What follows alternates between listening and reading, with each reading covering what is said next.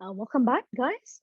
We have a very special guest, Miss Lina Tan. I'm going to take you through today a little bit about how it was, television was a little bit back in time, things that I've done and how it affected audience, a little bit of journey, a lot of storytelling, a lot of sharing with what I've done.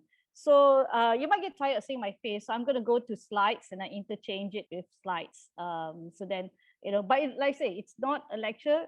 Feel free to, just ask questions and definitely so a little bit about here I am, my little PowerPoint.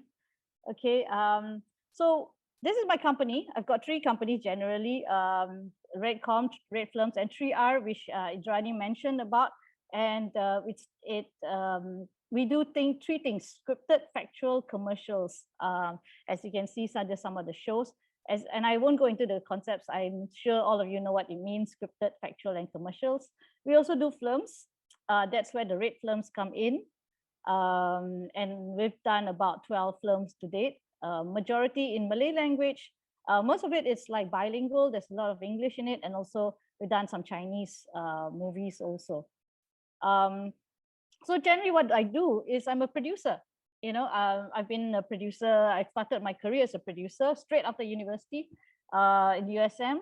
I was a junior producer, as in like the coolie lah. So basically do everything, go. Actually, it's a glorified name for a PA that runs around and do everything. But because my bosses were nice enough to give me the title junior producer. So basically we make it happen. When you see the producer as a driver of project, I mean, if you do documentaries, you will know that the producer is the driver project, i.e., a producer can be the director. A director can be the producer too. But the terminology of the producer, because you live with that child, you live with it forever in the way that you're responsible, it's your name that's going to sign on into all the contracts that you're going to do because you are the producer of the project. And you make it happen because generally you want the project to happen. So you put things together, you put people together, you attend meetings. Half the time I'm attending meetings, I'm feeling like the panda in the picture there because you're like talking to this. Sometimes you have to go in and talk to advertising executives or whatever. And you're really feeling like oh my God, I'm the panda there. And also you sometimes the ideas, you come out the ideas, you can come out ideas or you can get ideas anywhere. And of course, we do a lot of this, what we call pre-production. That's majority of our work is planning. From the idea to the budgeting to the, you see that cartoon over there, fighting with everyone. Not necessarily, the blood, sweat, and tears, I call it. Literally, it's constant talking to people. Yes, sometimes, pulling your hair out, getting the project done. And as every project is different. So every project has its own set of challenges. So it is pretty, like I say, blood, sweat, and tears. Why is my, okay. And then from there, you actually go into, of course, the production side of it. Now, the production side of it is the fun part of it. A lot of people like this. I think a lot of people join MASCOM because they like the fun part of it. That's the production side, the shooting, the on camera, the side, the acting, that's where you feel you're on the set, you're on location. This is the fun part. Yes, this is what you join. This is why you join the industry for your production side, your camera, set, lights, action. And then there's the post-production side. Not many people do, but that's part of our job too. We sit down there, and post-production doesn't just include editing.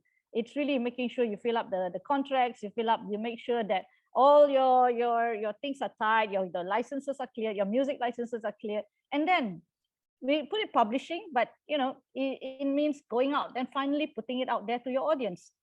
That's the most scariest part sometimes, because you never know what you're going to get, because then you put it out to your audience, and the producer basically lives from that start right to the end until you see the audience reaction over there.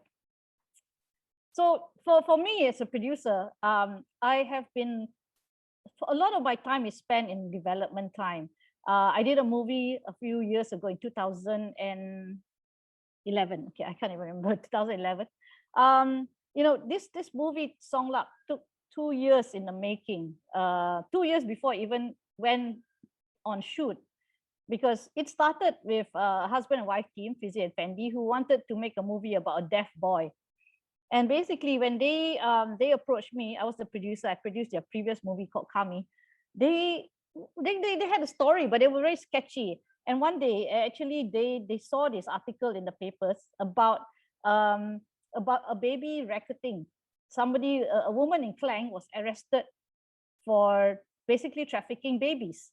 And it's like, yeah, we want to set it against this backdrop. Look, this article is very interesting. So they took it and we discussed it. And but we had no idea. I mean, we're filmmakers. We're not baby traffickers. We had no idea how much does a baby cost. What is a traffic? What happens to you if you traffic a baby? What is the underworld of that? We don't have any idea what the world of it is.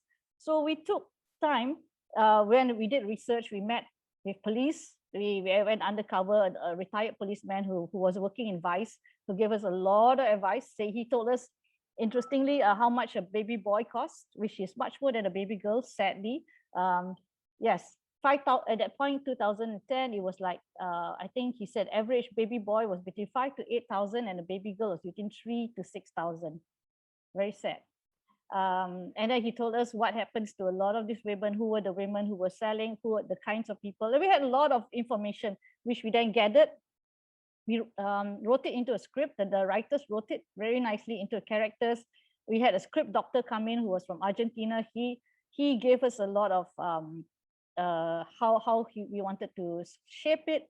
And eventually the movie, 2 years in the making, we had lots of kings.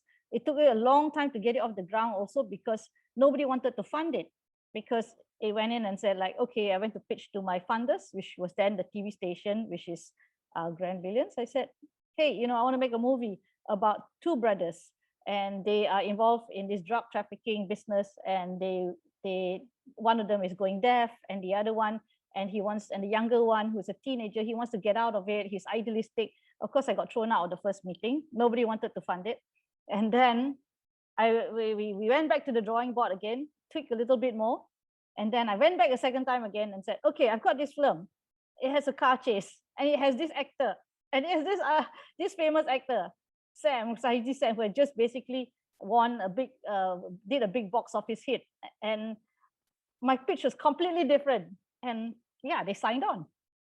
So sometimes it's a different way, but we stayed true. We knew what we wanted to do. So the movie is very dark. If you've seen the movie, it is rather dark, and it is about the very underbelly of it. But the heart of it is the story of two brothers who are involved in it. So I do a lot of that work. That's part of what I do. Johnny mentioned about 3R. Okay, it's a show that started in the year 2000. And I think some of you were born then. Yes, in the year 2000, very landmark, because I'm 20, Exactly. 25 years old. When I started the show, how it started was I was then doing a lot of work for HIV/AIDS, and I was at this conference with Datin Paduka Marina Mahathir, who was then she was the president of Malaysian AIDS Council, and we were in a conference, and then we were talking about the social issues around HIV/AIDS, and a lot of it is to do with gender issues, because if you look at that time, the infection rate among women was double of the numbers were double. Not that the numbers were higher than men, but they're just doubling. They're infecting very fast, and it's a lot to do with the position of women, of power in society. So then we discussed about what we need, like TV program, and TV in the year 2000 was the fastest way to reach out to your audience. And of course, for us, we live in KL. We're KL people, we're urban. When we say like, okay, we need to reach out to the audience, what kind of audience are we looking at? So we talked to, so I said, okay, I researched, and at time with television, there was, just remember a time with no internet, not even mobile phones, okay? Actually there was mobile phones, but it was the big black one. And the big ones with no pictures in it. And we just talked to the stations. We asked the stations, would you take a show like this? And a lot of them went like, but you don't have celebrities, your girls are not very pretty. Sorry, we actually showed our host, and we actually had this one of the stations said, your girls are not very pretty lah. And this is days, of course, before YouTube. And these girls, I really wanted real girls to represent women. I didn't want like, your model girl. So we had casted like for months. And we found the three girls at the time, Nayan, Rafida, and Azza, the first three. And they were basically fresh graduates, like you guys, like just graduated, very eager. Um, and no, of course, no YouTube then. So when I specifically cast them so that they were very different, like character wise, with glasses. Even in it's you'd be surprised, in the year 2000 very few women wore glasses on TV.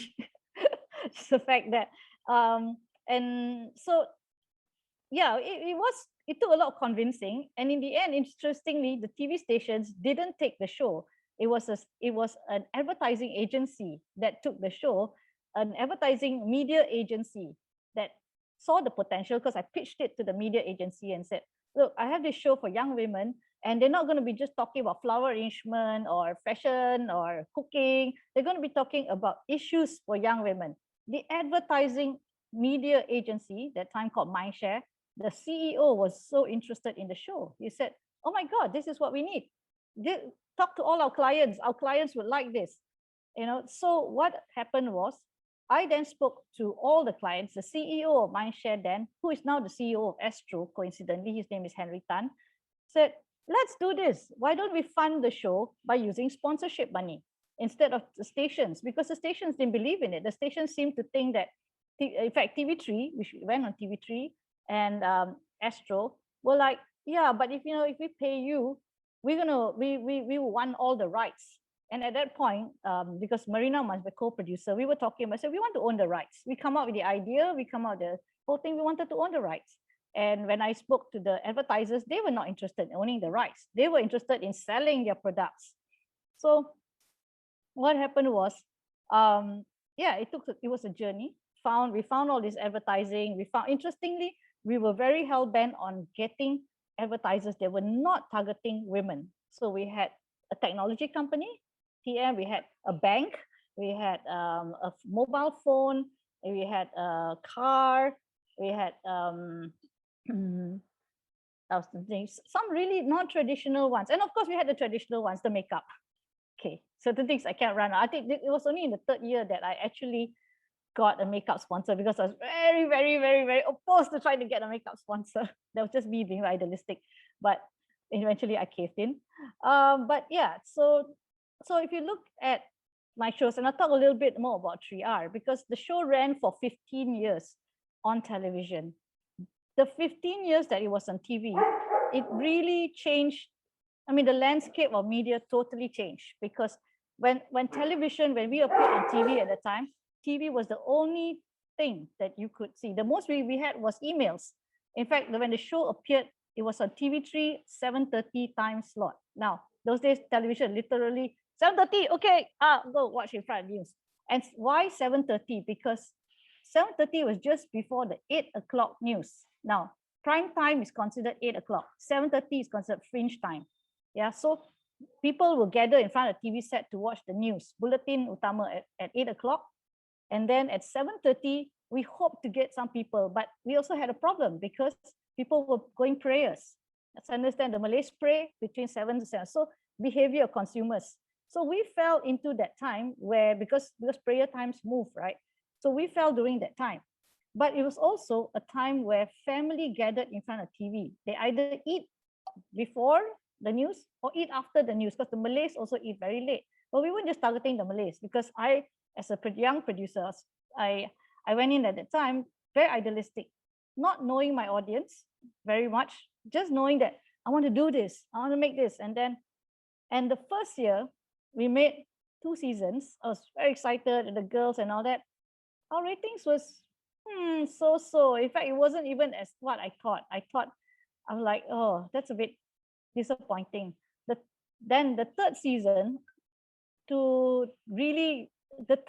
we said, okay, we'll try again. And in fact, some of the sponsors dropped out after the first 2 seasons because the ratings wasn't as good. But the ones that stuck to us stayed on. And then we had one sponsor that wanted to come in, and it was called Kotex. I won't tell you who is Kotex, but Kotex changed a lot of it. So I'll tell you the story about Kotex, because in 2002, Kotex came in and said, okay, we want to sponsor you. And I said, oh, great, fine. I mean, what more, right? Kotex for a women's program. And then a bombshell hit us. the TV stations called me up. TV3 called me and said, Lina, you can't take Kotex. I said, why not? You can't take Kotex sponsorship because sanitary napkin ads are banned on television. I was like, what? No way. No way. It is the year, it's the millennial. What do you mean we can't talk about women's periods on TV? This is TV again. And they were like, no, you can't. And it's like, but we, so I said, look, nobody's going to complain. But of course, I was really scared. And then TV station said, fine, you want to take the sponsorship because the money is not coming to us, it's coming to you. But of course, it's coming to the stations too, because you have to pay the station and us. And the TV stations just washed their hands and said, fine, if there's a complaint, we have to pull it out and you have to bear the responsibility of the sponsorship not going through. And of course, that time, it was a lot of money for the sponsorship. So I was really stressed because I was just really sweating like, oh my God. But I was thinking, who on earth will complain? I don't know. I mean, I don't know who's going to complain, but so I took the chance. But at the same time, I was really trying to be very conservative because I was really worried about complaints. So, but we had a whole episode on period. And the whole episode was, we had three things. One, we talked about how women and their women who had to deal with periods, but one was a person who had no legs, she's in a wheelchair. One was a model, one was a because she had to walk the runway, and the other one was an athlete. I can't remember, but basically, everyday women, you don't think about it, but who have to live with their periods, And then we had this really fun segment where the girls, the three hosts, who coincidentally all had younger brothers. I don't know, it's a really coincidence that they had. We took their younger brothers and asked them to buy pads for them. So it was we did like a reality show. It was quite fun. The younger brothers ran around trying to figure out what was wings, what do they mean, whether there was S, M, L, XL. So it was quite a fun segment. And that episode went on to win the Asia TV Award that year. And it actually, and that gave us so much publicity, so much and Kotex, who actually part of my deal with Kotex was to do a TV commercial. And I said, I can't do a TV commercial because it's banned. So this is what I did. I'll show you a little thing. I hope you all can hear it. Let me know if you can hear. So I did this for Kotex. If a parent is supposed to come at the end of the sentence, how come one can sit wherever she wants? Like, say, right in the middle of your beach vacation? Periods? No big deal for me. I still get on my activities. Well, I just deal with it. But sometimes I do get my PMS. What do you mean sometimes? If you want to know how some people deal with it and other things, watch Ria. Respect, relax, and respond. Every Sunday, TV3. And as for Ria, let something smell like the red dot stop you from doing anything.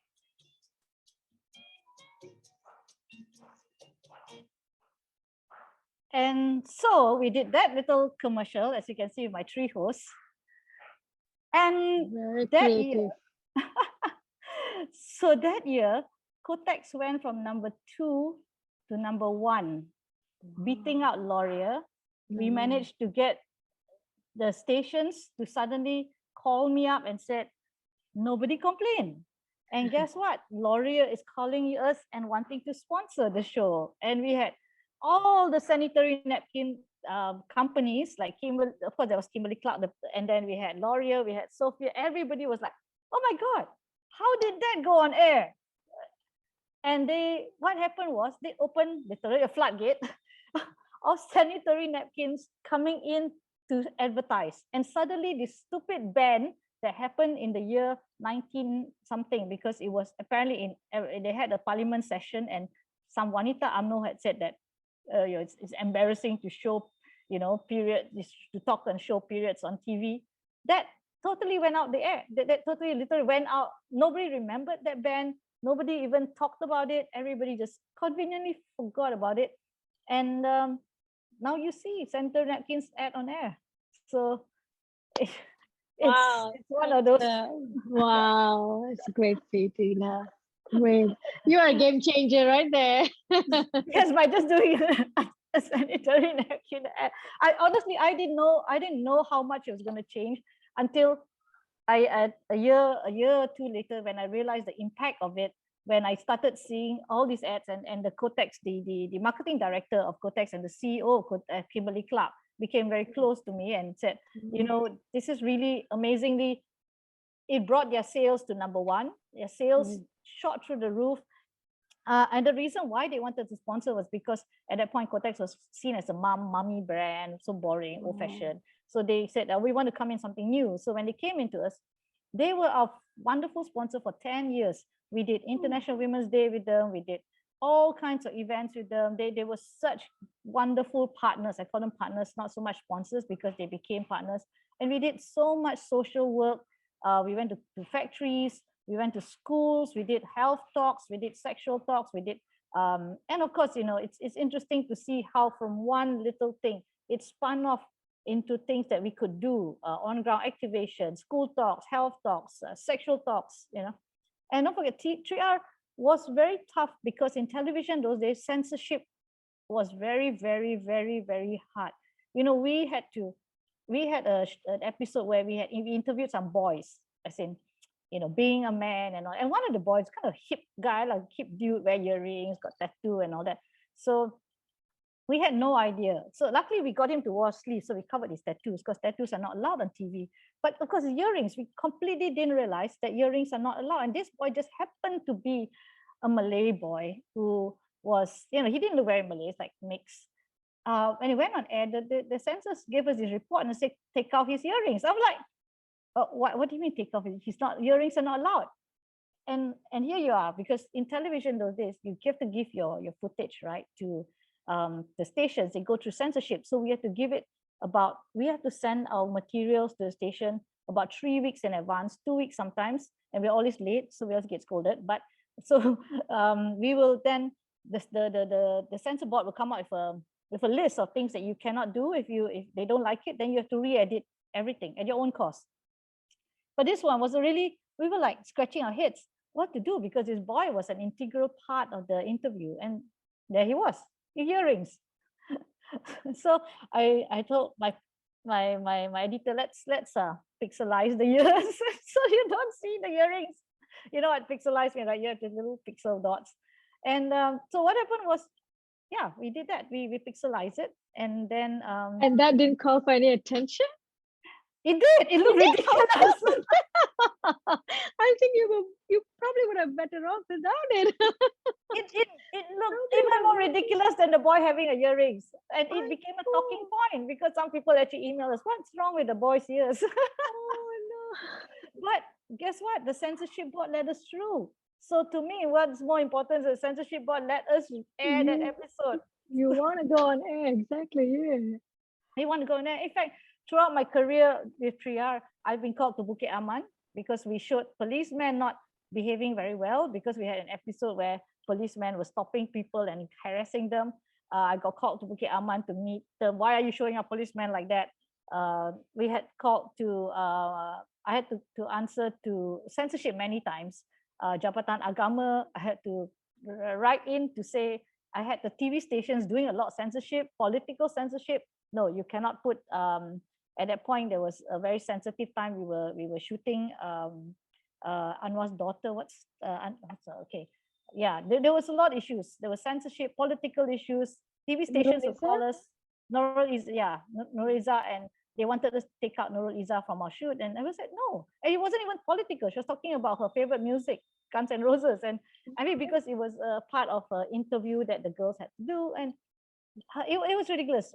And the amount of censorship that I mean, literally, it was a point especially in season 3, 4, 5. And I did a whole, in fact, so I did one episode on identity, which is, I talked about being gay, but it was a very by the way small thing, and we got away with that. In fact, I couldn't. It was just a small by the way thing, and so I got bit bold in third or fourth season. But when I say season, I mean a year, okay? Because everything is considered by season. Then the third or fourth season, I think the fourth season, I wanted to do. We went to Indonesia to shoot, and I wanted to do a whole episode on sexuality. And we came from an angle of discrimination, because I know at that time you're not allowed to show any gay and lesbian characters, not to mention transsexuals, So what we did was we went to, I did the first episode. When we went to Indonesia, we interviewed some people there. Because of course the Indonesians are a lot more open. And I thought that I could do it from a pure discrimination. We did a drama about the story of two girls, and one girl couldn't accept that her friend was trying to tell her she's coming out. And then we had an interview with a gay person who was older, but she talked a lot about her life as a human being, how, you know, she pays taxes, but the discrimination that she faced, the people committing suicide because the girls can't stand it, because the people who are going through had a lot of pressure. And that whole episode, when we sent to censorship, came back with a letter saying that it's banned. We can't air the episode. So we're like, oh my God, it's banned. We never got anything banned. So I went back and I re-edited the whole show. I re-edited, reshot some scenes. I really made it from a total discrimination point of view, like how we talk about the rate of suicides, we talk about how it affects young people, we talk about how discrimination is really bad, you know, and how these people are normal, like as though it's like these people like that, you know, but we had to really come from that angle. And so I think, okay, so safe proof, because we're coming from a human rights angle. Submitted it, and then we got another letter in and said, you are trying to influence the young people's minds, and you are, by doing this thing, it's totally banned. We could not, 100% banned. So actually we were playing 2 episodes. So I wasn't hit by 1 episode, I was hit by 2 episodes. All the interviews we did in Indonesia, we couldn't air because 1 episode cannot go on air. We're going to part 2. So what I did was but the letter was incredible, because it was letter saying how, like, we were trying to influence young people. We were like, promoting gay and lesbian culture. We're like, oh my God, where? So we just translated the letter, put it out, and I sent the shows to film festivals around as a short film, and that went around the world as a short film. We talk about censorship, not so much about gay and lesbian, because of the ridiculousness of the letter that was, to me, was so ridiculous, what the letter was trying to accuse us. So to be honest, after 15 years of television and how media has evolved, I realized that it's futile. I gave up doing issues on television, because I'm just amazed at how social media has changed talking about issues. Now you all talk about sex, you talk about everything online, everything. You want to talk about, I'm amazed at some of the local YouTube stuff that's talk about these things openly.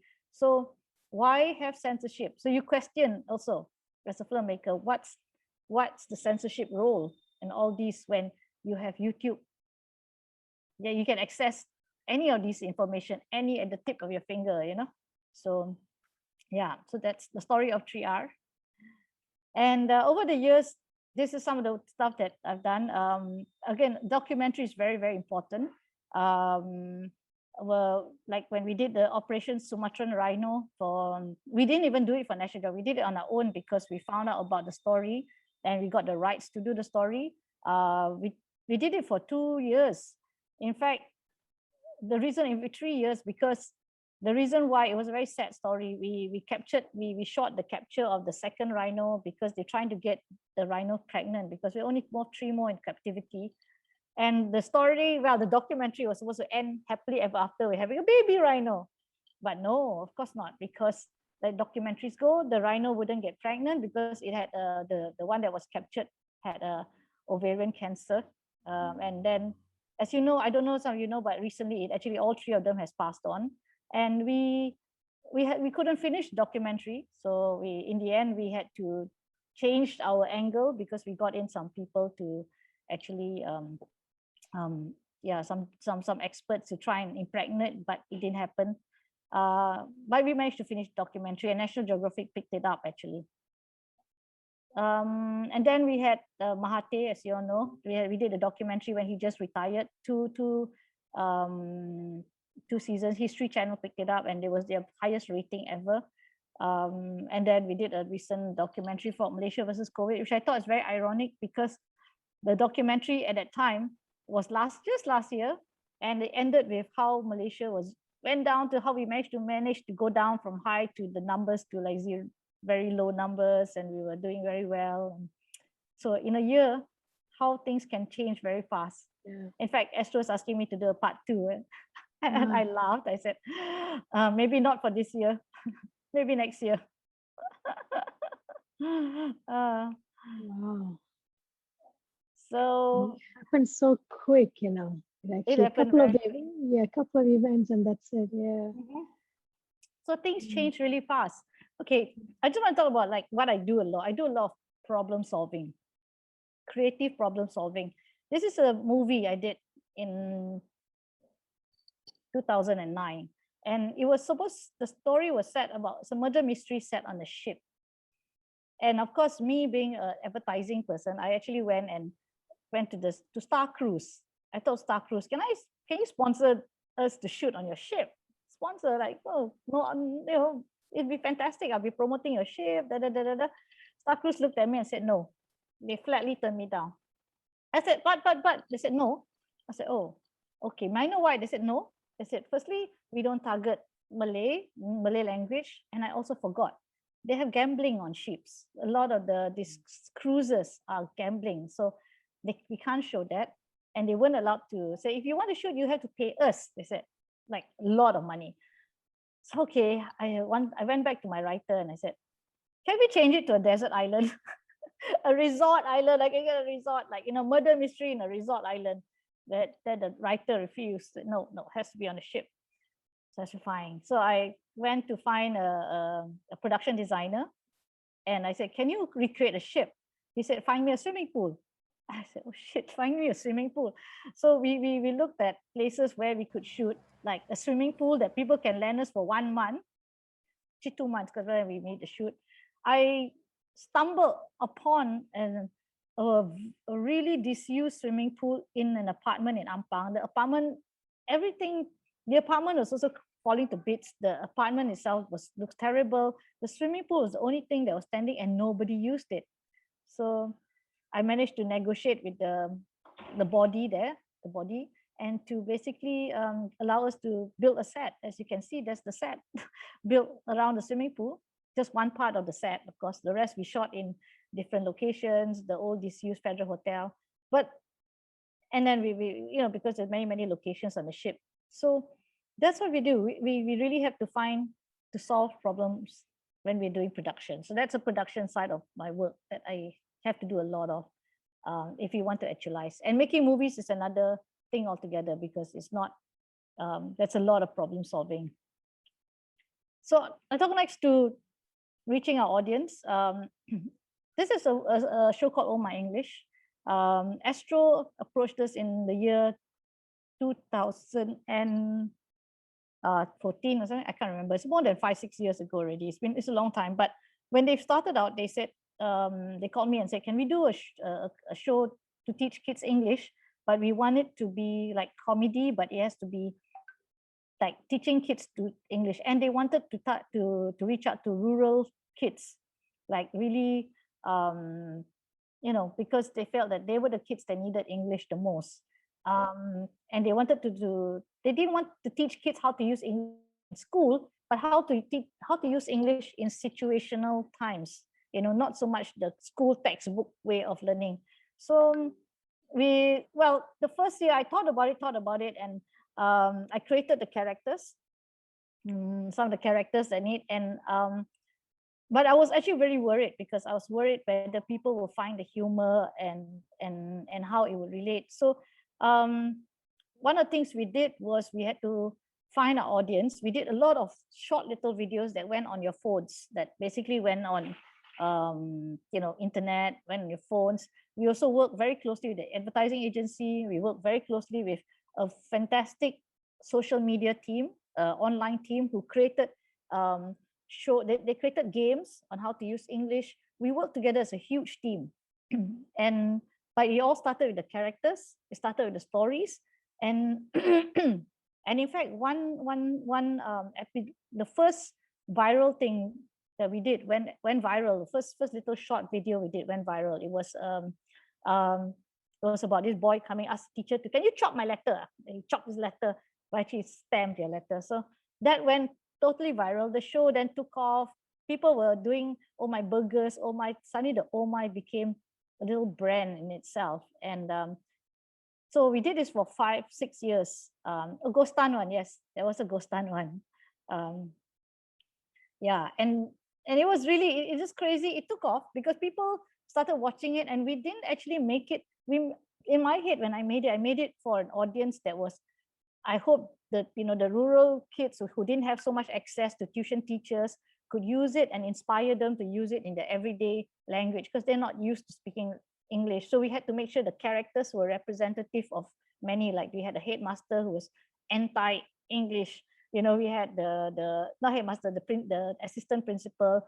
We had the teacher who was what do you call this? A Malay teacher who was very good, and she was very supportive. Then we had the English, the so-called the Englishman. So we had to make sure the characters represented, and of course the students had to be across the board representation of everyone, which was really, really tough because it felt very forced to try and put all the students in one class. But we had to do it, and we had to find a common ground, which is basically English.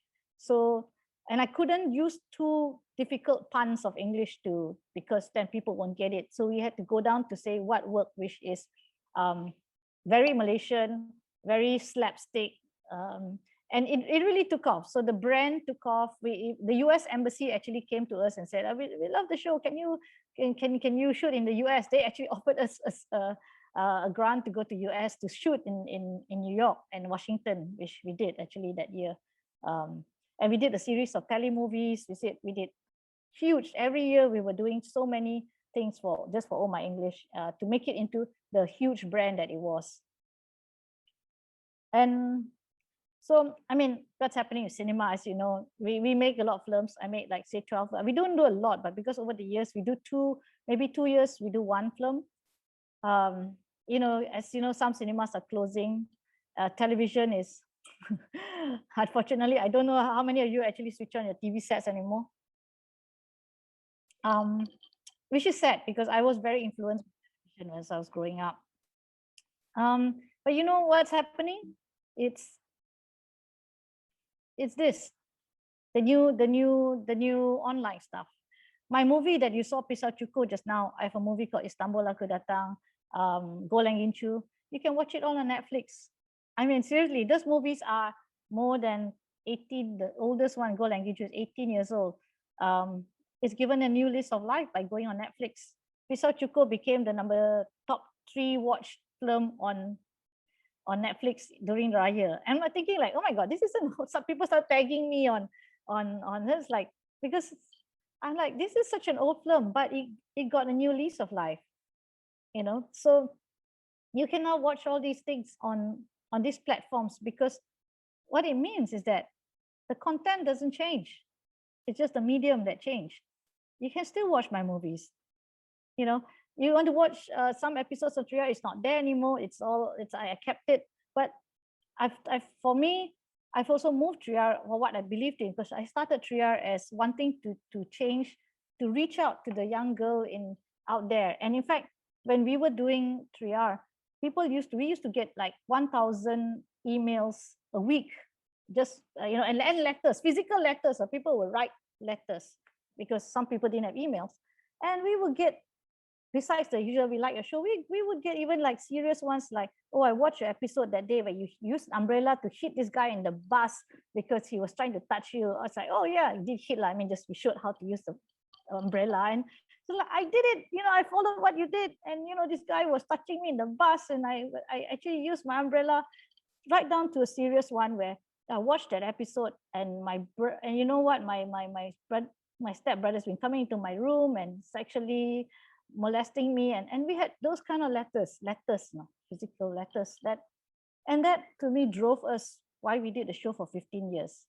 But now in this age where everything is online, things have changed. We have evolved ourselves into a community social media, which means what we do is we train a lot of the NGOs now, because we work a lot of the NGOs. We work with US Embassy, we work with the NGOs. We go in there and do some training. Sometimes we help them to shoot little videos, but most of the time we do train people, because everybody can make a video now with your phones. So we go in there and we train people how to make videos using their phones, simple things to get their message across.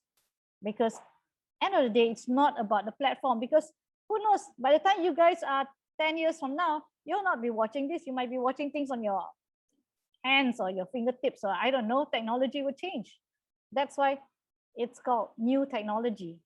because we never knew. I never in my life when I started my career would think that there would be such a thing like this when I can just sit in front and just switch on and now I want to watch this, technology, it's amazing.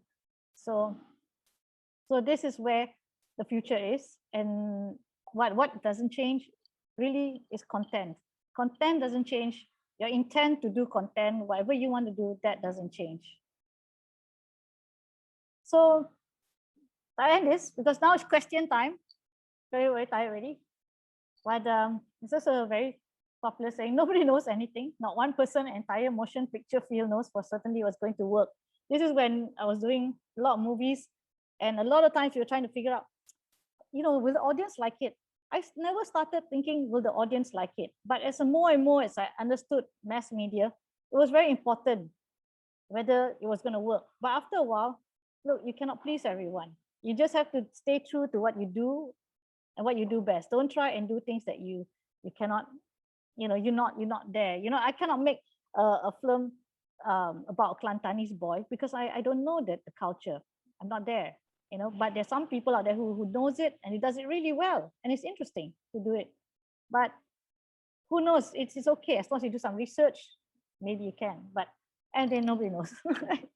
When you're in the creative industry, it's one of those things that you don't really know sometimes. You know and you don't know. And I think the place of don't know is a good place to be and good place to start. It's a great place to start, actually, being curious. Well, Lina, that was excellent sharing, really. It was great sharing, and I'm glad we're doing this. Guys, please give Miss Lina a big hand before you guys think about what you want to ask her. The floor is open for questions. But Lina, after you have a couple of drinks, I'd like to ask you one question. I want to draw back the session to what they've been learning this entire module of audience studies. One other thing so if you look at the module, the whole semester as a journey, they went from learning the effects of mass media, the negative effects, the violent content, right from mass media content, TV content, to cinema content, also to games. When you play video games, and exposure to such a violent content, does that influence you or affect you in a way to act violently? So that passive audience context too, fast forward 4 chapters, now we have arrived in a journey where we are at a place where we're looking at audience from a very active, as an active participant. We are acknowledging that no, content is content. Audience are thinkers, they're intelligent, they're smart. They actually have a need that they satisfy when they consume a content. So these are things as a producer you would consider. You always wear different hats. When you're a producer, a content creator, but then you also used to be an audience. You come from a place of audience to loving being an audience, to going into producing content that you as an audience didn't get. So there was a need, there was an absence, so you were fulfilling that. And I wanted to draw your experience into how much of thoughts do you put into this active passive audience. I always tell my young students that always treat your audience intelligently. Treat them intelligently. Our censorship board, though, our government, the state, the people in power, they always think, no, you give them too much, you will create a chaos. You will stir the harmony. You can't give people everything. It's not healthy. You have to stay in the place of, to keep the peace, we have to control the content. Not everybody are active audience and not everybody's a thinker. So I have problem with that notion. So it's just a scenario I'm throwing at you, and I want you to process it and give us your experience. It's funny because doing 3R has taught me how to do battle with the government because of the censorship is the government. And when I say battle, meaning it's taught me how to handle it. The problem with, of course, I don't agree in relationships, and I'm an audience. We're all audience. I started because I grew up all my life watching TV again. And my mother was a big, huge fan of Hindustani, Chinese, and we don't speak Chinese. I'm Pranakan, so we don't even speak a single word of Chinese. So we grew up watching all kinds of films, and if I could get my hands on. So when I was doing 3R, one of the things I did a lot of was trying to understand where the censorship came from, because we had things like all the kind of things we thought were fine. For me, like we talk about teenage pregnancy, for instance. One of my favorite episodes, and because we had this girl, these two kids, the two hosts used to, like, they were talking and said, I want to get married, and then another girl would say like, oh, and then she's like, oh, I don't know what to do. So she asked her friend who was even more clueless than her. And then the other friend was already married and I was having a baby, so she was rocking the baby, will tell the correct truth. So like say things like, oh, they say if you have sex for the first time, you won't get pregnant. So the other girl will like tell the truth lah, like, no, if you we got that quite heavily censored because of course they for some reason they were just so worried about young girls learning about the truth, and we took so much care in it. So we and then things like the police, we got into trouble, right, with the police. And then the following episode actually was very scary because I was called to Bukit Aman, and then I was thinking how to handle this, because the following week we had another episode with the police in it, and it was an episode on rape, which I didn't want to take out the scene of the policeman questioning the girl, and because we showed the policeman being very insensitive towards the victim. So what I did was I brought my host, one of my hosts along, Rafida. Said, Rafida, wear your baju kurung. Wear some makeup. It's terrible.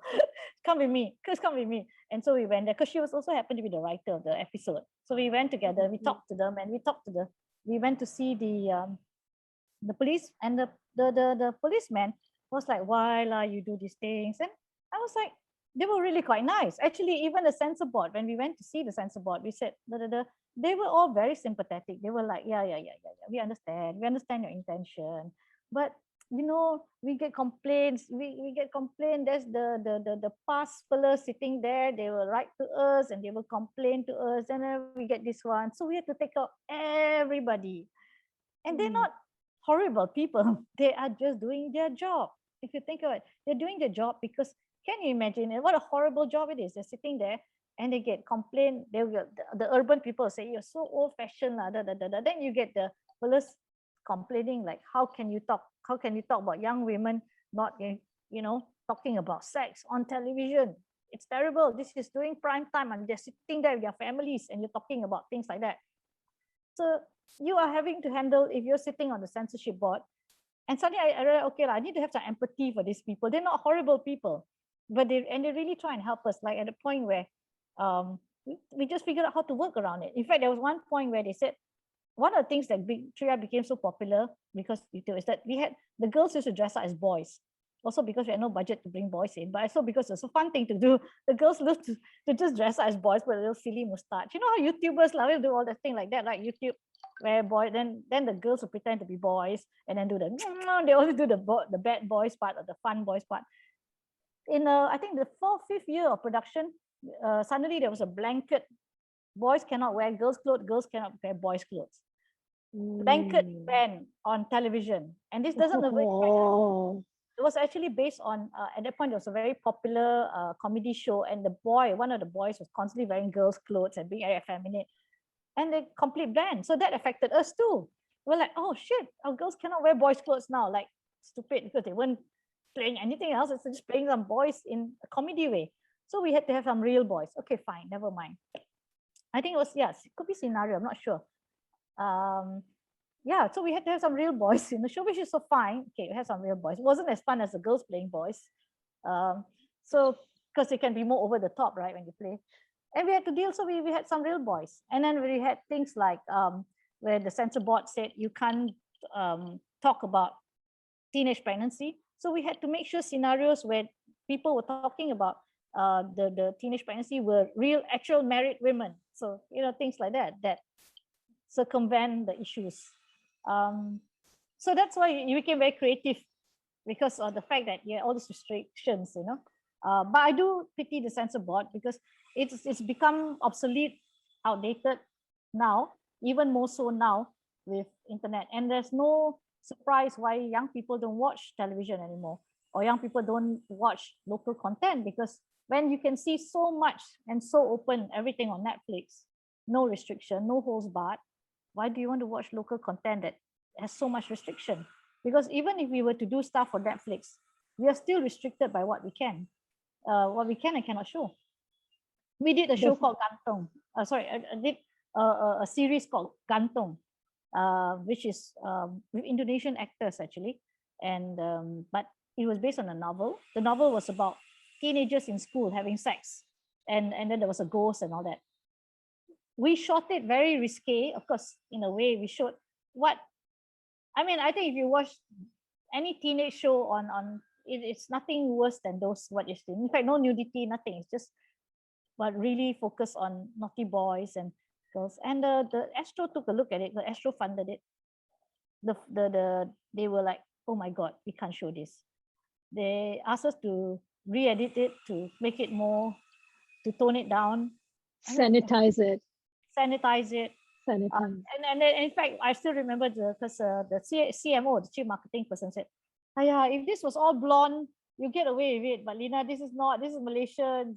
I said, but the Indonesians, even the same. They're just Asian people with brown hair, black hair. You know, you can't have them do that."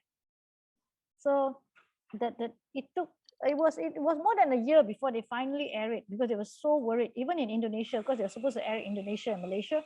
Even in Indonesia, they had to be very, very careful, because they cannot be seen as promoting people in school children having sex. So not school children, because they were like basically 18 years old. So you can vote, right? So if you can vote, you can have sex, right? So I mean, that's unfortunately, it's not the reality of things. Yeah. Any questions, guys? You can type in the chat window, or you can also, let me put in the gallery mode. You can, I come back on video, all of you. You can come on audio and ask Miss Lina questions. Type in the chat window. If you have thoughts, comments, and even a sharing. If you don't have question, you can respond to Miss Lina and, anything at all. You do have a fan club here, Lina. I hope your chat window is. Ask me any questions, because I mean, sometimes it's overwhelming, I know, and it's very hard because like normally I like to do it live, but it's hard to imagine, because I mean, I understand when I was a student once, all I wanted to do was, when I was a student, get into advertising. I didn't know any film. I didn't even watch local Malay films, because at that time there was only local Malay films. But guys, things have changed so much, in that sense. I never thought I wanted to be a filmmaker. To do movies. I just wanted to do things that I like to watch. So then I did stuff because I couldn't see things that I wanted to watch on TV. So I created my own things that I could watch myself, that I could watch myself and I laugh and say, and these are people I know, friends I know, they're reflective of the surroundings I was in. So yeah. But yeah, it'd be good, because I know I'm talking to Taylor students and a certain students. You guys need to watch local stuff at some point, because you stay in Malaysia. You can watch your Netflixes and all that. Say, maybe out of 10 movies that you watch, pick one local film, so that at least one or two, and try to understand and try to see the people behind it. You don't have to watch everything. And if you think local films are stupid, you must understand the constraints we are working with. Not just thinking about the fact that you don't compare us to Hollywood. They make films with $100 million budgets. You must, of course, you can watch those things for entertainment, of course, and you can aspire to do it. But yeah, I think it's interesting, Lina, that you mentioned about don't compare us, because we're working within some constraints. And within that constraints, Lina, how do you free yourself? How do you work around it? In terms of, you want to be creative, you want to provide, you want to change, you want to create conversation. I think all your films has such a cost attached to it, but you work within the system. But there are many filmmakers out there who gets frustrated because they have, there are many reasons why they get frustrated. Now, what would your message to them? Because you have to change from within. you can't escape, you can't run away, you can just leave, because it doesn't work that way. If you don't work within, don't change within, we're not paving the way for the others, you know. So what would you what's your comment on that? I think firstly, firstly, work in the industry. Secondly, number two, look at what matters to you and think about common sense. I mean, now the internet has opened up so many things that you can do compared to what we had last time. Now, when I did the story, the Kotex thing, I never went out thinking I'm going to change and make, sanitary napkin be. I just thought like, what is this arcade law? My God, in the millennium that girls are embarrassed to talk about the period. How ridiculous is that? And I'm thinking men won't be offended by it. Come on, guys already should know by now. Like, I'm sure they're more empowered than this to be offended by women's period. And anyway, what's wrong? And have that conversation. So I think when you start to do something, if you start thinking firstly, I can't do it, I give up. It's what's the point? Then you're already defeating yourself. You're already like, don't get into it. Don't even do it, because the journey is really going to be long. If you defeat yourself in your head, you're already defeating yourself, because you're going to hit roadblocks for sure. Not that. If you're online in the internet and you say, oh, I'm going to put this up, oh, but people are going to be angry at me, then don't do it, because you're thinking already of the roadblocks yourself. Your roadblocks will come. As long as you're smart enough to know how to align yourself with people that are similar, and it's easier now, in fact, with the internet, with social media, everybody's in your own group. Wow. You know your like-mindedness. If you get 10 of your friends to like something, okay, we have a community that believes in it. You have a community that believes in women's rights. You have a community that believes in. So if you look at a lot of my films, I do, and in fact, a lot of my TV shows, I do a lot of TV shows those days, but they're all sponsored, advertising driven. I always try and put in one character in there who's a little bit stereotype gay character. Stereotype. I call it stereotype because you can't do any other way, right? Because we can't talk about it. So it's kind of stereotype, or it's implied. So in Gold and Ginchu, I had an implied relationship between two girls, but it's never overt. It's just about this girl being jealous of the other girl a little bit, and then about friendship. And then she looks at, it's very subtle. I thought nobody would get it because it's very subtle. It looks like, these two girls, the friends, but people did catch it actually. Some people say, there's a relationship going on there. They actually caught it. And it's like, I said, wow, really? You actually caught it. We talked about the issues. We talked about the issues of this girl whose mother doesn't like her because she's always very tomboy. The mother's like, go wear a dress, why you always go out, must wear a dress. And then they had to pretend she was wearing a dress just to get her into the team. So we work around the content with what, and the only way to also do it is to talk to people who are not within your own circles. That's really important, because if you, like I say, you can't do a show about Kelantanis, but if you think that all Kelantanis are stupid and can only speak a certain language and very cliquish, aren't you also very cliquish in your own bubble with only speak English and only speak to one kind of race? You have to get out of that bubble, and it's easier now to get out of that bubble because you can go on social media. You don't have, unfortunately, not the same as really going there and having a chat, talking, having some real friends who are not of the same race, who have different opinions. And having different opinions doesn't necessarily mean bad. Right. I mean, it just means that they are just brought up in a more conservative, maybe, situation. Not necessarily that they are stupid, but it's just that they are brought in certain circumstances the same way they are brought to think in their own little bubble that these are the only way to do things. This is the way to handle it. And this is why I will believe in it. So the understanding, if you want to be a filmmaker, you need to understand things from that 360 perspective of the different audiences that you're reaching. And because when you go out there, once you say publish, I put there, publish, you never know who's watching. Seriously, you never know who watches your films. If it's a Chinese movie, you're going to people in China watching your films and all that, because once you publish, especially on the internet, it really goes out there.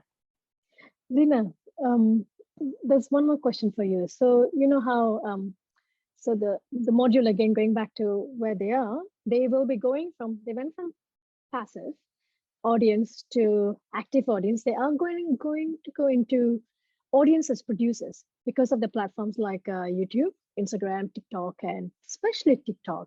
So now when we are entering that phase, as a filmmaker, as a content creator, what kind of, I mean, first of all, what's your take on TikTok?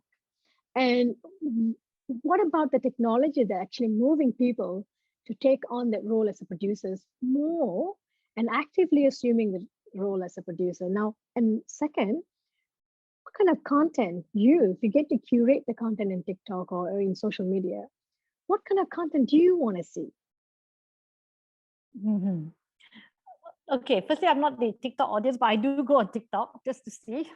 I guess it's really see who the audience is. TikTok audience are very young, but they also, and besides the usual music and the dance and all that, I'm surprised and shocked how much things like cooking has become really big on TikTok. You can, cooking shows are huge on TikTok, like, but it's not the usual tonton perempuan sekarang kita letak bawang-bawang. No, it's really very fun, very fast cooking for young people like you guys, you know, the students. And you have people talking about, there's a doctor on TikTok who talks in Malay. He talks about how you can handle. In fact, one went viral about when you have your period, what to do. And I thought he was done it really fun way. He didn't even talk. He just like had pictures and he pointed. And I was watching. I said, "Oh my God, this is quite fun." And the doctor didn't look. I mean, he looked quite serious, Malay guy, but he was doing like this fun dance. And then, but talking about the period, then he will act out a little bit. And I thought, how fun is that? And to me, I think that's a great way to put messages across, especially to young people, and in the way that they like to watch and to see. And in fact, TikTok, like YouTube, to me, is a great way to put stuff to learn. I mean, I've learned so much. I just nowadays, you know, and that's why it's made television in some ways. Television has evolved into not becoming information program like 3 hours, an informative program, because at that point where you don't have YouTube that you get information from. But now, and then you see, you know, if you're a girl in Kuching or in Kedah, and then you're looking and say, oh, there's images of these weird girls. It's amazing. Now with YouTube, so much there. TikTok, you can be, the influencers that play a role are so different and so many facets. Are you surprised to see the content that you see in there? Are you surprised the amount of content that people are creating? And those days you can identify, I'm a creator, you're an audience, you're a consumer, is it supply and demand? But now that boundaries have blurred, Lina. There's a gray area now. Everyone is a creator. So as a real mainstream creator, how are you feeling? That's a very, very good question, Indrani, because I mean, I feel old, number one. Number two, I mean, I am on social media, but I can't imagine,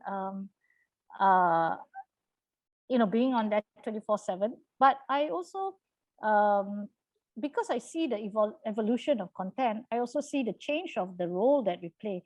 Because we've gone through all of that, we learned how to negotiate with government agencies and all that.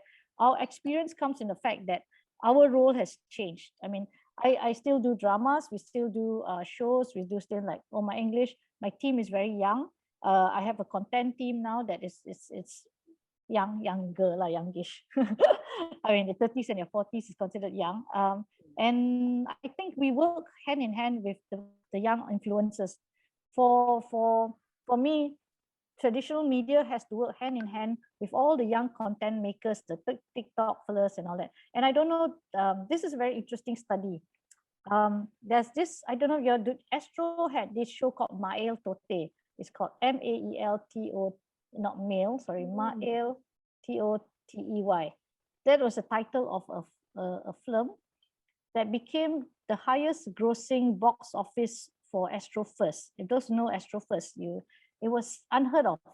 8 million, I think, 7 or 8 million buys online.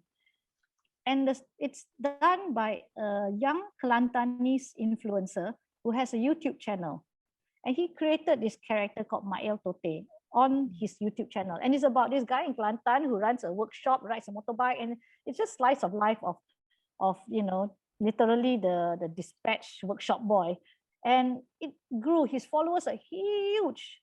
And when he made a movie, and actually a long form movie, and sold it and told Astro, I'm going to put it up on Astro First. Astro First acts like a cinema, and this was during the lockdown last year. Yeah. The film boom. Never before. Nobody even, I mean, this boy has no history of filmmaking, other than making his YouTube videos. But of course, he's made his YouTube videos for I think 2-3 years. He has millions of followers. And when he made that, it was just, he hired, of course, he hired professional. He hired professional DOPs and script writers. He hired clever boy. But it's clear. In fact, an Astro person said, when I made out the $3 million check to him, because I think it was, I said, I had to make it out to this address in Kelantan, some little address, don't know where in Kelantan. So I never written a check to a Kelantan for $3 million. And it's crazy. Imagine that. So wow. the transition from him knowing his audience, because he had honed his craft for 3-4 years, knowing exactly what his audience liked, you know, and that made him an expert in the movie. And suddenly he had a hit movie, which all that left a lot of us producers who work so long. Of course, then it left a lot of the older producers were like, see, this YouTuber made 8 million. Then we make our movie for so hard. We only got like 500,000 views, 500,000 buys. You know, it's terrible. And it is in a way, it teaches you a lot of humble pie. I mean, I made Gold and Ginchu Volume 2, and it went in the cinema. Unfortunately, it went in the cinema in 2018 in between Pascal and Police Evo 2, which are two of the biggest hits fight that time, and Astro was promoting it. I didn't stand a chance because our film was right in between. And then understanding cinema marketing, people only go to shows that has the most marketing push behind it, you know. So they had a 5 million marketing budget. We had like literally zero. So it didn't do very well, but now it's on Netflix and everything. You can still watch it. This is also Disney Plus. But where it leaves us is that it also make me realize that you need to know your audience, and you don't need to. Sometimes maybe you don't need to know a lot of audience, because even in Hollywood now, if you watch it, there's a lot of diverse characters. Like you never see an Indian girl being in a lead, or a Chinese girl playing a lead. There's all these kind of interesting, because they realize that there's a huge groups, communities of these people who want to just watch their own image, you know. And I'm so happy that what it is, and that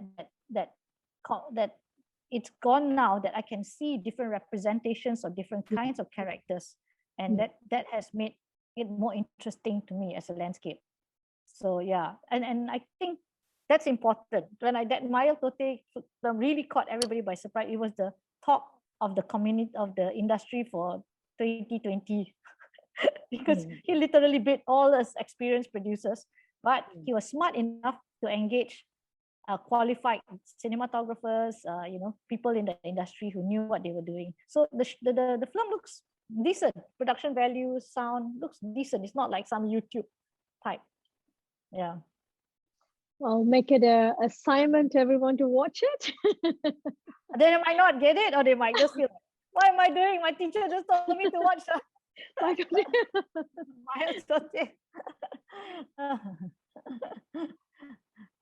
Again, guys, any questions, any comments? If not, I probably take 10 more minutes of you, Lina, if that's all right. What I want this guys to do right now is, students, your assignment too. Remember the survey that you're doing. I want group leaders or group representative to type in the chat window your one of your research topic or title. Just type one. I want all group members to type your research topic, and because you guys are not asking Miss Lina any questions, she's gonna ask you a question. You just had a chance, you blew it. So now it's her turn. I want group members to type your research, not questions, your research title or your research objective in the chat window. I'm going to give you 2 minutes to do that. Quick. No, you just lost it, Cindy. You had the opportunity. Yes, I'm kidding. Go ahead, go and ask. But I still want group members to type your research objective or your research title in the chat window right now, or else I start calling group names. start do that. Cindy, you have a question? Please go ahead, Lina. I have a student named Cindy with a question for you. Okay, sure. Hi, Miss Lina. I don't know how to start asking. Actually, I have more than one question.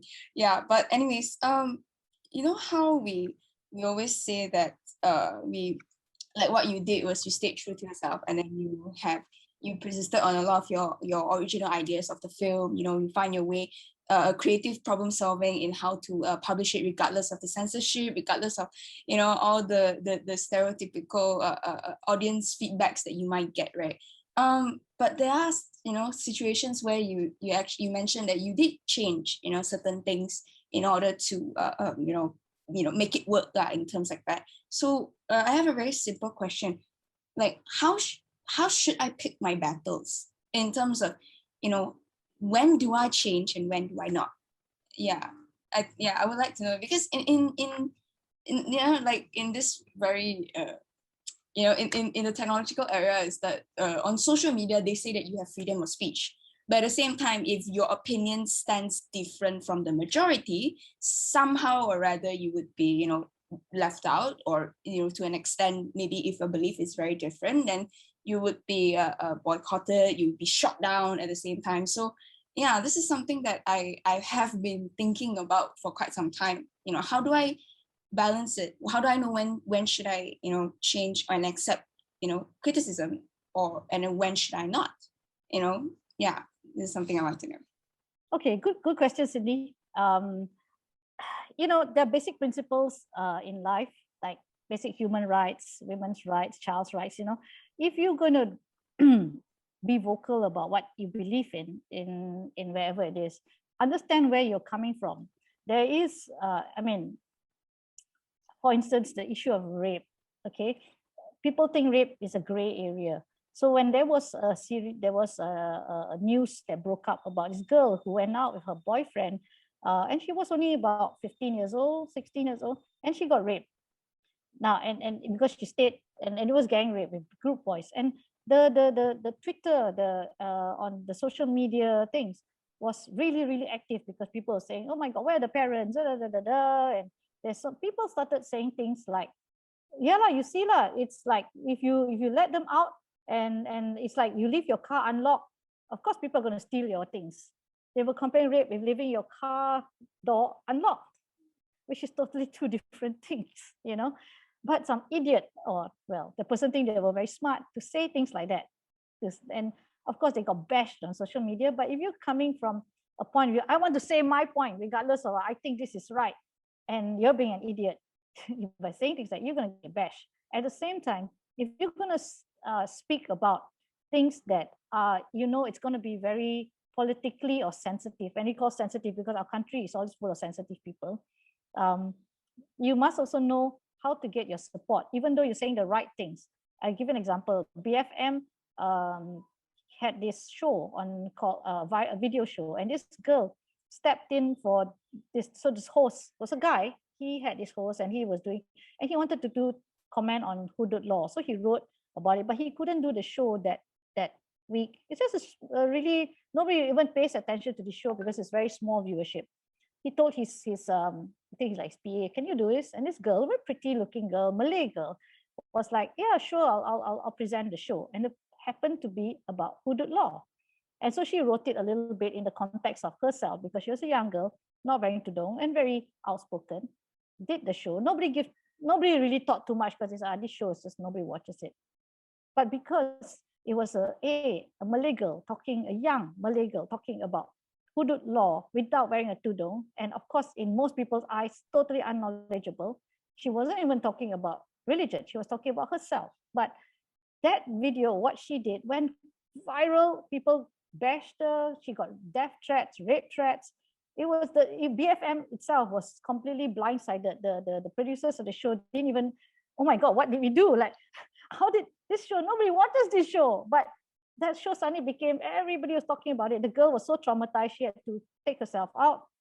She's very knowledgeable. Her father's an architect, and her father had to come out and say, stop disturbing my daughter, take her out of social media. She closed down all her social media accounts. She was terrible. And just because when she talked about something as sensitive as hudud law, and you know it's sensitive, she didn't, nobody around her, not even BFM, a big, huge organization that thought it's ridiculous for her to just go and talk about it without giving her the proper support, that the backlash that she might have got, they never anticipated it. So you need to anticipate, depending on what you're going to say, you really need to anticipate how it's going to happen. If you're going to be talking about, I think all Muslims have a bad, they don't understand, they should allow gay and lesbians to walk on the streets and parade, you're going to get a backlash for it. So you Lina, either... was the mistake because they thought the audience were progressive, people who are listening are progressive, the country is moved from, come a long way from where we were. So it's time for us to talk openly, and that I almost feel like maybe the producer was wrong to think the audience were intelligent, that they could handle this. Now I feel like maybe there needs to be a law and order. That's the thing, that they didn't. I think nobody, the producers didn't anticipate that it would go viral, because firstly, the show, like when the guy was hosting it, in fact, we would, because there was a very good video that worked on it, and a friend of mine who did the documentary on it, and the producer himself, who normally presents it, said, if I had presented it, I think it would not have gone viral. It would not have been an issue. But because here was this young, fairly attractive young girl talking about it very well. She did a fantastic job. She was very passionate about it. And obviously it's a topic that she felt passionate about. They never anticipate the kind of backlash that they will get. Maybe because people feel very free on social media. That's the other thing, to say all kinds of negative things. That is the downside of social media, because suddenly you're hidden by this wall. I can say some things, but after that I disappear into oblivion, because they feel so free to comment and make these kind of statements. And that's why celebrities get it a lot more. And I empathize a lot, especially with female celebrities. I empathize a lot with Malay female celebrities, because you wear tudung, so you get it. You don't wear tudung, so you get it. And now, celebrities are not in a good light, because they are like Siti Nurhaliza, the darling of media, even gets bashed on social media because she went and did an event during now this time of COVID, when you're not supposed to be gathering, and people are like, what lah, you celebrities can do all these things, you're not supposed to be gathering.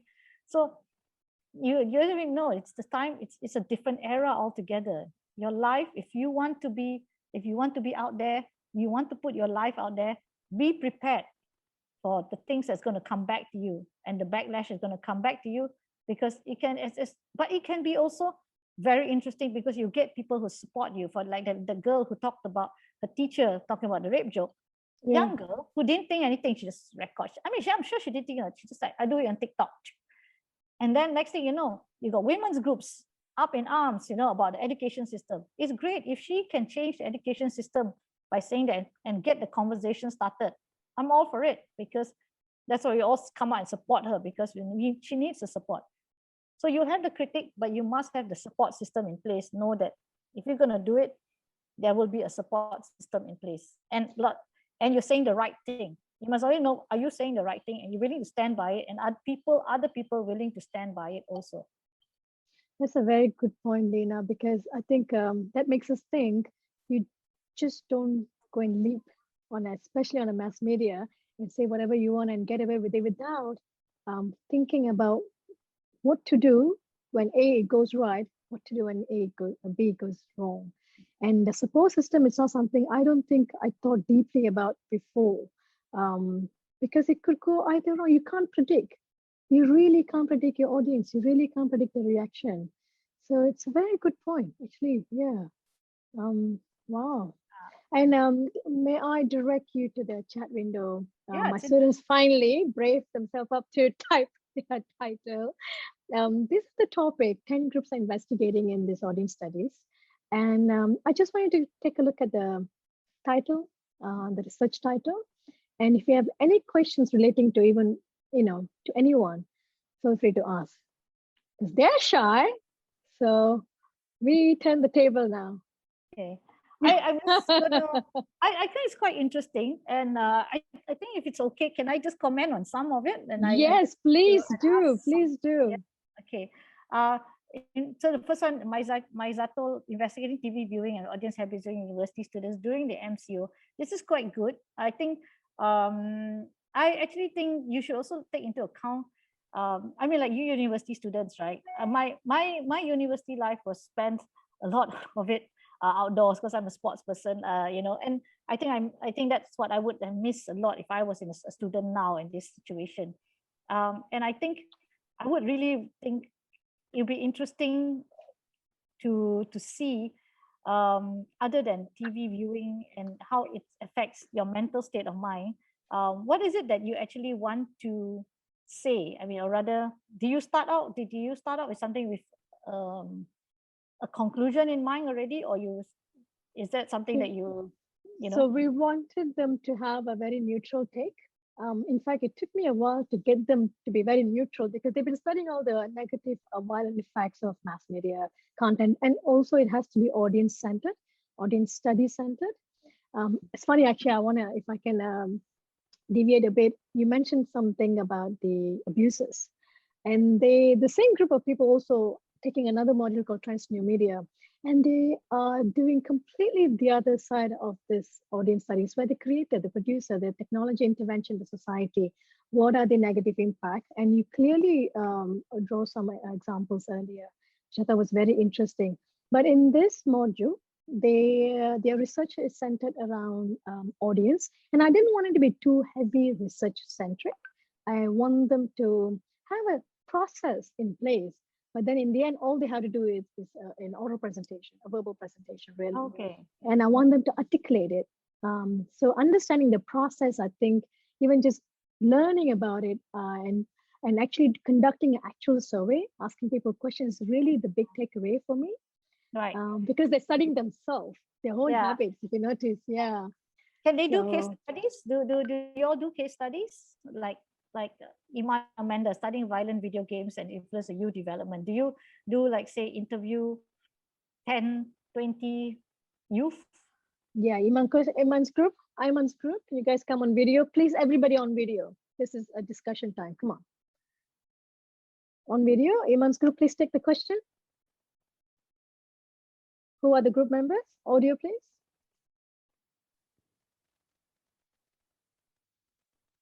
Iman. Our focus was when we distributed our questionnaire, we were mostly distributing it to like gamers, like people that actually play games often. So our questions were at first we were trying to approach it more negatively, but then after receiving some of the answers back, we noticed like, oh, some of them don't view it negatively. So then we shifted to more like neutral, and like later on when we write our findings, it will be more not too heavily based on like just negative, and view it more like neutral side. So that's so far how we look at it. Yeah. Oh, I think it's interesting because this violent video games, there's been studies from a long time about the influence of television and human behavior. And I think you need to, because video games, everybody plays video games. But I think you need to look at backgrounds also about the people who are, who play these games and the backgrounds they come from. Because we are all influenced a lot by our backgrounds also, but television, or in this case now, what you watch. I mean, like, for instance, mental health effects of Netflix screen time on youth. Okay, it's a very, very large topic. Exactly, yeah, very broad. It's very, very, very broad. Maybe if you want to scale down, for instance, okay, if I come from a very conservative family, religious, and it doesn't need to be just Muslim. It can be a very Chinese or Indian conservative family, and you see the stuff on Netflix. They're very open. They talk about, the teenage stuff. My God, that's the whole show called Sex Education, for instance. Very open, very thing. How does that affect young people in a way of their attitude towards, for instance, gays and lesbians? Because their family, their father, their parents. Okay, you're not so bad because your parents would be in their 50s. They've already been exposed. But imagine people your grandparents' era, who or in very conservative situations, they would, how would they affect, and how do they reconcile that kind of thinking with their family, example? Because I find that quite interesting, especially with a few of the young people I see that the topic of, for instance, sexuality now is not so much an issue because young people seem to be very accepting of it, a lot more accepting than say the generation before that. And in fact, it seems pretty like non-issue at all, even interesting enough. But I'm sure it's not for for the conservative. It's still like no, let's not talk about it. It's very taboo. You are that. So how do you reconcile that balance? And you can see a lot of that in the young people's art and work. I feel when I look at it, like influence of media on people's view or religion. That's Nisha Putri's topic. That's quite interesting. Nisha, you want to come on audio, explain that topic? The group members? That's Nisha's Yeah, group. Yeah. so hi. So we were actually start to talk about this because of like how news these days cover a lot about like religion stuff, and that makes us kind of have sort of this view on the religion itself, and it influences our view of the religion itself, and also like the people that are like following certain religions and beliefs. Yeah, it's interesting because religion is a big topic right now, in that sense. And of course in Malaysia it's Islamization. So you can see example, how does it affect when somebody looks at someone as like Lisa Surihani, an actress. She was in my movie Istanbul Aku Datang, very pretty. She was running around. Then she got married. Now she's very into religious issues. She goes on the shows and all that. So if you look at her followers and what she stands for, and for women, the progression is that, yeah, it's natural because she's kind of like, now she's a good girl. Now she's come to a point where she's realized, what is important, family and all that. Whereas then you take another character like my actress Fazura, who has been in my shows from Inju to now, who's still a media darling, still beautiful, married with kids, same position. It's just a matter of time to see whether does she become the nice, good wife, run the hijab, start talking about religion, But if she doesn't, does that mean she's also a bad person? Where's the influence, So I think it's interesting. So you can try and maybe look at perspectives of actors. Yeah, just giving comments on some of it. So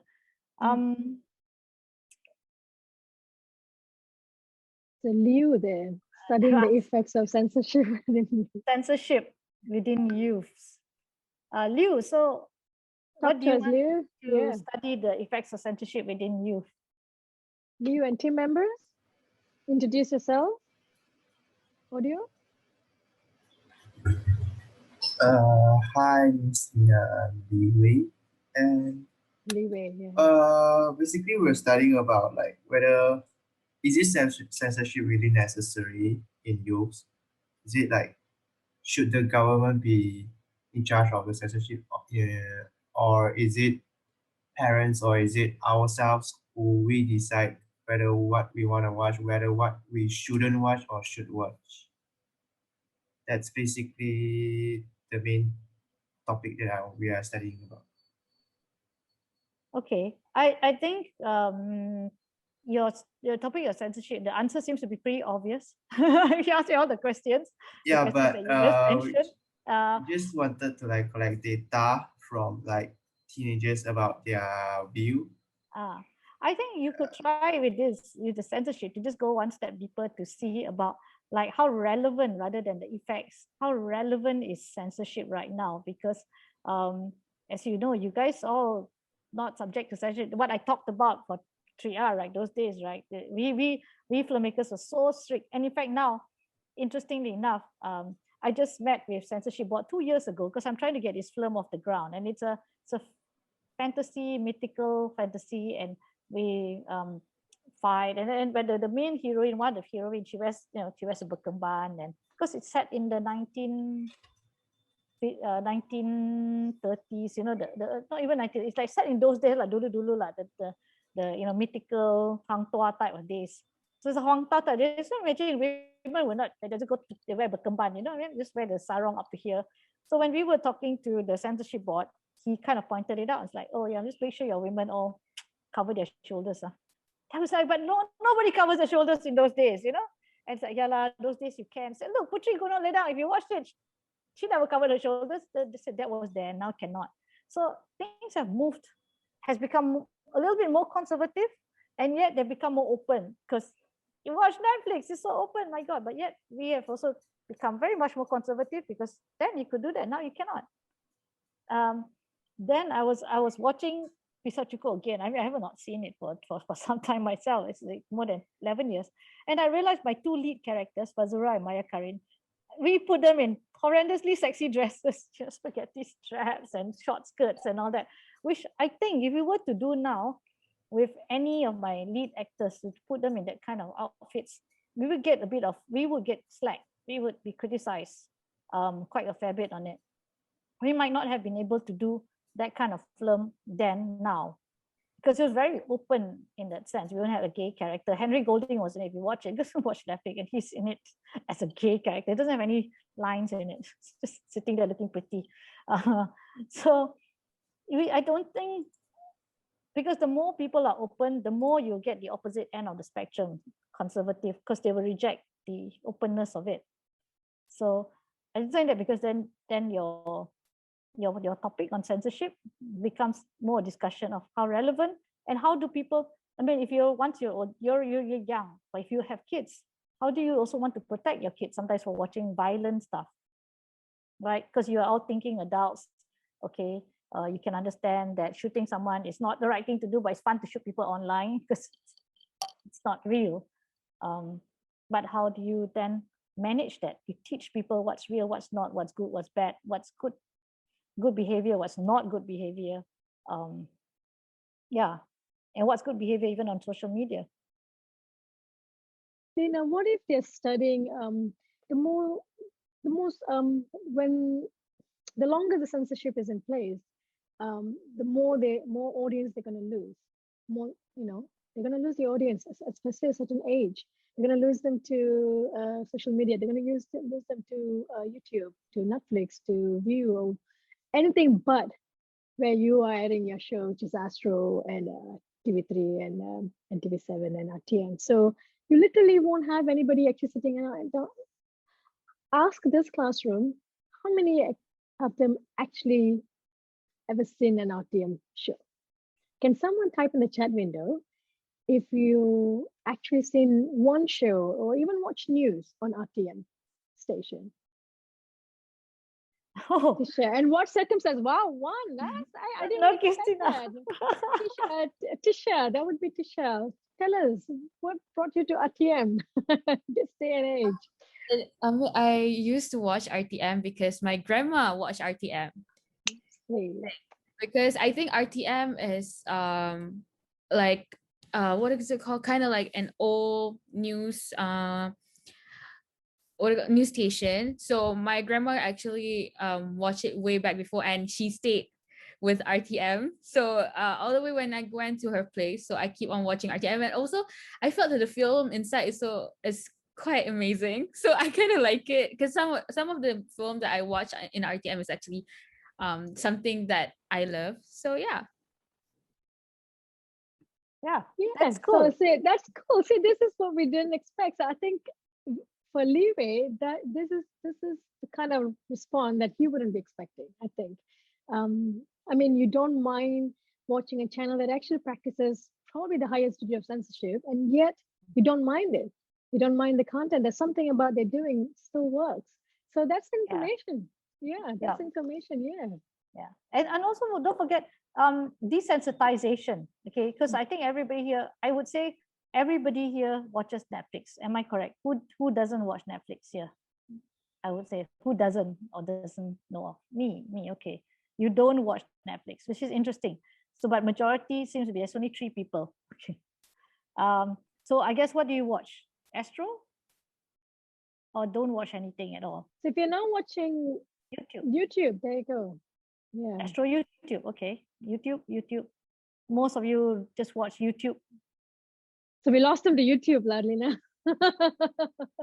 Which is fine because there's quite an interesting stuff on YouTube. I mean, in fact, the new television is just such a way that YouTube just keeps on, you know, the algorithm also. Yes, You yes. like watching mountain biking, they'll keep on showing you mountain biking stuff all the time. Exactly. Yeah. Absolutely. 1, 2, 3 movies, interesting. I don't think it's legal. CD. Censor that out. Legal side. Simply because yeah, it's funny. When we had interns, I always ask the interns because they're all students, like, okay, who watch the local films? And some of them do, and some of them. Then I say, where do you watch it? And somebody said, Pencuri Film. I said, Dahlah, the name is called Pencuri Film. You still watch it? It's called Pencuri Film. Who's going to pay your bills next time if you still keep on watching films called on Pencuri Film? I said, who are you feeding? The Pencuri, right? I said, No. so yeah, So I mean, yeah, as much no. as it's very, very attractive to watch because it's easier sometimes, the pirates, but it's actually illegal, unfortunately, and it hurts the industry quite badly. Astro It does. loses about more than 5 million, 4 to 5 million just to pirates, because you know the way they just take the content, and somebody needs to pay for the content, and if they don't pay for the content, or if TV stations, producers like us, we can't survive, and we need to hire. And you, when you go out into the industry, you need to realize how are you going to make. You can be a YouTuber, but there's 1 in billion, not million, billions of people that can make money from YouTube. The industry is huge. So there was a question that somebody said wanted to ask on career. You can ask it. Yeah. Cindy, you have another question? We have about 10 minutes. I'm going to wrap up soon. I think somebody said I have Yeah, career. it's me Yeah, again. Cindy, yeah. Okay. By asking this question, I would have to share a little bit about myself. I am a stage play actor since secondary school. You know, for competitions and stuff. So I have a very big passion in stage play, acting in general. But at the same time, you know, in Malaysia, acting is not something that could gain a very stable income. You know, even my coach told us that it's best to treat acting as like a hobby and whatnot lah. Yeah, so I was being told that, and you know, I don't mind, because currently what I'm studying is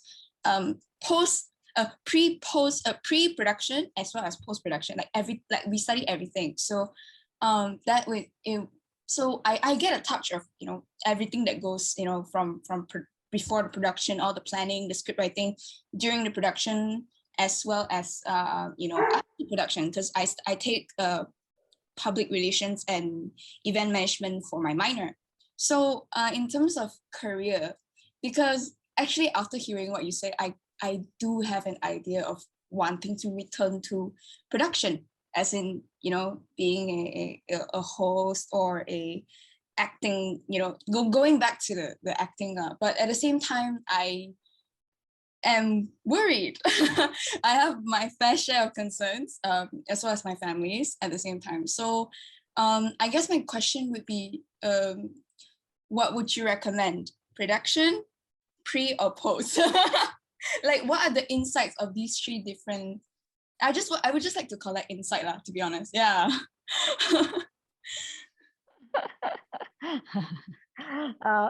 Every industry, everybody who's been a long time in any industry will always tell you the industry is the worst. yeah, same. I know. Talk to doctors. I don't think We're parents changing it. We are changing that conversation. you know, if you want to be an actor, I mean, push aside the pandemic. If you want to be an actor, go and be an actor. I don't think it's I mean, and then finance side is a different thing altogether. You know, for me, it is, if you think financially and you think career finance, I must make this much money, and I need to get out of my house because I want to stay out with my parents. I don't want to stay with my parents, but I want to be an actor because, you know, oh my God, I think now you have so much more opportunities than anything else.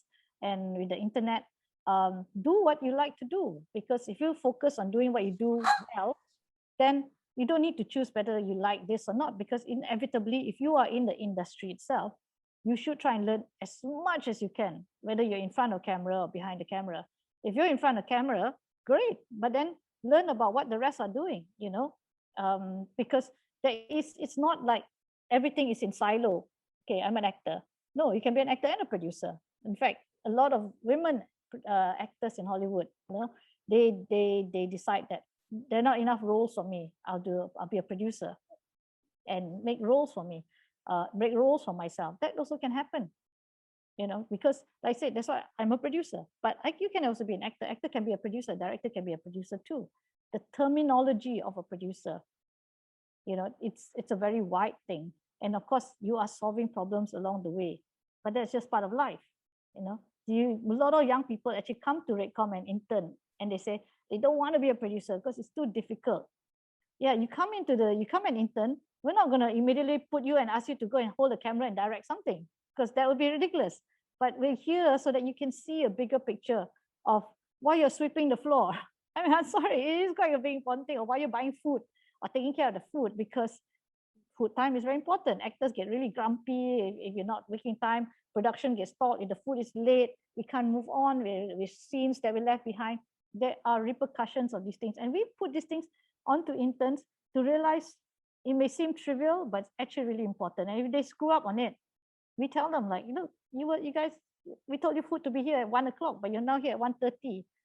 And because of that, we had to delay. We couldn't shoot, but so we had to put on these things. Actors were not very happy, so we learn these things. And if you're doing in this industry, there's so many roles. You just have to look at all the roles and where you fit in, but understanding it is key.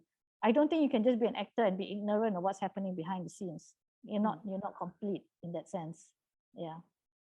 So yeah, but eventually do what you want to do best. If you're an actor, act. You can completely and I know a lot of young women who are actors, and they also produce. They work behind the scenes, but they're in the industry. Good point, Lina. Great point there, actually. When they arrive in the last semester, final semesters, one of the things we tell them is, don't expect you go to internship and you immediately become a producer. It's not a viable expectation. It's not a real, how do I say, that's not reality. Reality will be very, very different. So we do prep them really to be humble. I think the humility has to be there to start from the ground. Why are we studying for a degree if you're going to go and taking care of catering? But what if that's the most important aspect in your budget and it's given to you? It's a responsibility. I think the rigor has to change even for us when we prepare them to send them to the industry. So these are the expectations also we have to. We should talk about it later, and how I really, really like you to come into my another class, which is will be graduating soon. I don't think we have much time. Guys, if you have one dying question, please type in the chat window. Miss Lina can take it. But I am going to wrap up. Lina, do you have anything that you want to add? You have about 5 minutes there. Okay. In my time, I came from USM, and there was not many places that did mass comm. I presume all of you are mass comm students, all 40 over, which is great.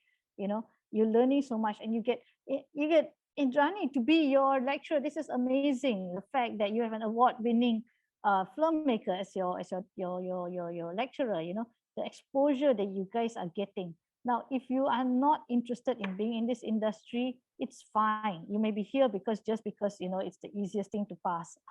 I mean, sometimes like, I don't know what to study. This one looks more fun, more glamour, But it doesn't matter end of the day if you don't come into it. But if you do decide to come into the industry, number one, if you come from a privileged background, know that this industry has no privileges on.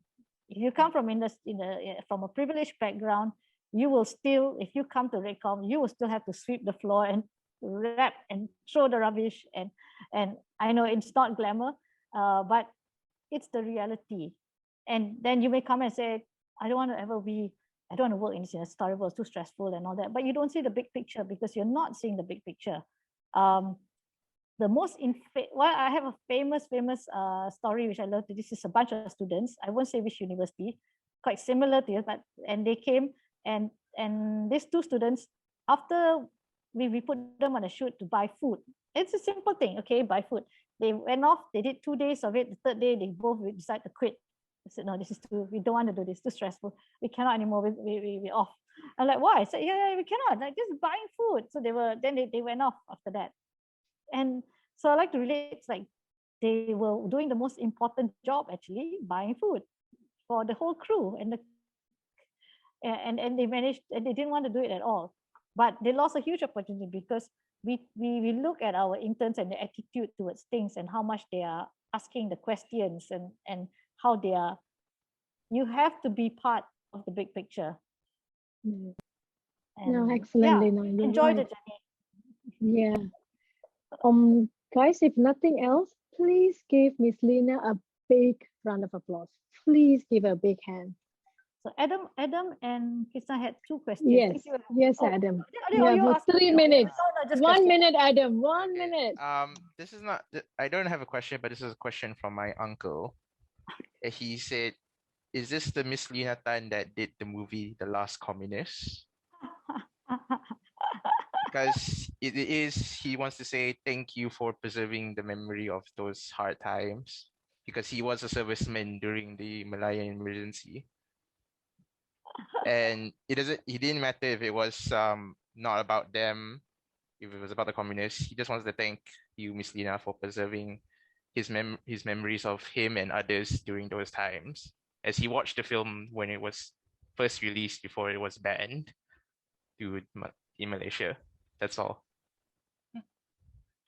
Thank you. Yeah. I was involved in the. I executive produced it, meaning I actually give Amir money to produce it, and I helped him with the distribution and trying to get it unbanned. No, Yeah, excellent, Lina. You don't realize sometimes how people respond to you and how long shelf life your films would have, isn't it? People remember. They remember. Yeah. Thank Thank you. you, Lina. As a producer, just to remember, your producer is thankless. Okay, nobody remembers the producer, just the directors. It doesn't matter to them. All they say, they thank everyone who worked on the film. It was something they can always remember by. But thank you, Indrani, for inviting. Thank you so much, No, and no, all the Lina. best in your journey as students. It's a long journey. You're living in very interesting times, but the future is really in your hands. You guys are the future. Excellent section, Lina. Excellent section. Yeah. Okay, well, take care. All the best again. Yeah, looking forward to good stuff from everyone, from tailors. You guys got an amazing lecturer, so you guys better do very good work. Thank you. Thank you. I'm going to stop recording so we can have a quick conversation after.